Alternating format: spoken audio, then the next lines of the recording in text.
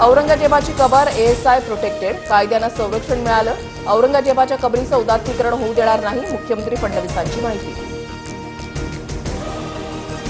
औरंगजेबाच्या कबरीचा अनावश्यक मुद्दा उचलला, मृत्यू इथे झाल्यानं कबर बांधली, ज्यांची श्रद्धा आहे ते जातील, संघाच्या भैयाजी जोशी यांचं वक्तव्य. कुणाल कामरा आज पोलिसांसमोर चौकशीला येणार का, याबाबत साशंकता. दुसऱ्या समन्सनंतर कामराचा अद्याप खार पोलिसांशी कोणताही संपर्क नाही. बीडच्या अर्धामसला गावातील मशिदीमधील स्फोट प्रकरणाचा तपास स्थानिक गुन्हे शाखेकडे वर्ग. दोन्ही आरोपींना 3 एप्रिलपर्यंत पोलीस कोठडी. एटीएस पथकाकडूनही आरोपींची चौकशी होणार. मी गुढी उभारत नाही, गुढीपाडव्याच्या आदल्या दिवशी छत्रपती संभाजी महाराजांची हत्या, आम्ही काय आनंदाची गुढी उभारावी, विजय वडेट्टीवार यांचं वक्तव्य. देवेंद्र फडणवीसांना सर्व सत्ता आपल्या हातामध्ये पाहिजे, त्यामुळेच राज्यामध्ये स्थानिक स्वराज्य संस्थांच्या निवडणुका नाही, काँग्रेसचे प्रदेशाध्यक्ष हर्षवर्धन सपकाळ यांचा आरोप.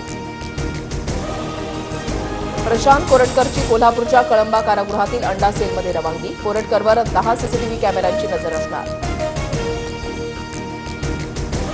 छत्रपती संभाजीनगरच्या उपजिल्हाधिकाऱ्यांना पत्नीकडून जीव मारण्याचा प्रयत्न, जीव मारण्याची जादूटोणा आणि विषप्रयोग केल्याचाही समोर.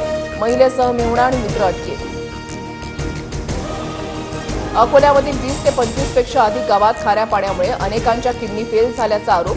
किडनीच्या आजारांवरील उपचारासाठी 12 लाखांहून अधिक खर्चूनही निदान नाही.